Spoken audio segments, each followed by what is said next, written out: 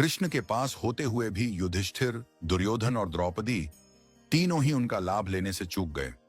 दुर्योधन को तो कृष्ण ने 2 बार कुछ लेने का अवसर दिया, परंतु धन, शक्ति और अभिमान के चलते वह लाभ लेने से चूक गया।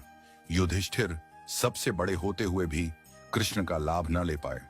उलटे कृष्ण से कह दिया कि वे द्यूत क्रीड़ा में भाग न लें और कक्ष से बाहर ही रहें। जब दुशासन रजस्वला द्रौपदी को केश पकड़कर द्यूत भवन में घसीट कर ले जा रहा था, जब भरी सभा में उन्हें निर्वस्त्र कराने का आदेश दे रहा था, तब भी उन्होंने कृष्ण को याद नहीं किया। याद तब किया जब उनकी साड़ी खींची जाने लगी। बस कृष्ण आ गए, लाज बच गई। कृष्ण आते हैं पर उन्हें याद करना पड़ता है। युधिष्ठिर जब एक के बाद एक सब कुछ हारे जा रहे थे, तब भी उन्होंने कृष्ण को याद नहीं किया। करते तो कृष्ण पासे पलट देते। दुर्योधन चतुर था, वह पासे फेंकने में कमजोर था। उसने पहले ही घोषणा कर दी कि उसकी ओर से चतुर मामा शकुनी पासे फेंकेंगे। युधिष्ठिर को तब भी कृष्ण की याद नहीं आई, अन्यथा वे भी कृष्ण से पासे खिलवाते तो द्यूत क्रीड़ा का इतिहास कुछ और होता।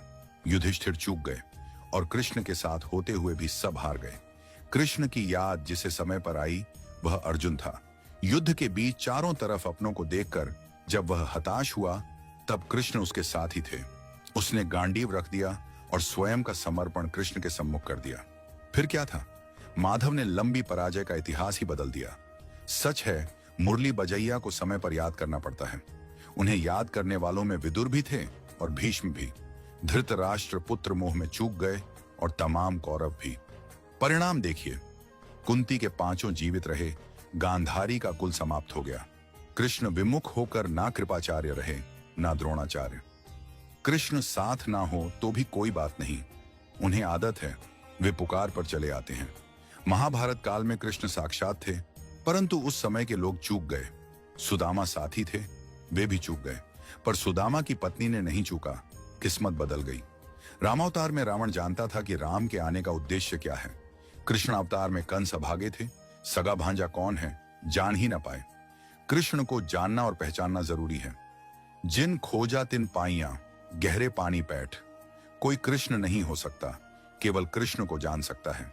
कृष्ण आज भी हमारे आसपास हैं। उन पर भरोसा हो तो उन्हें पाना संभव है। कितनी अबलाएं आधुनिक असुरों का ग्रास बन रही हैं।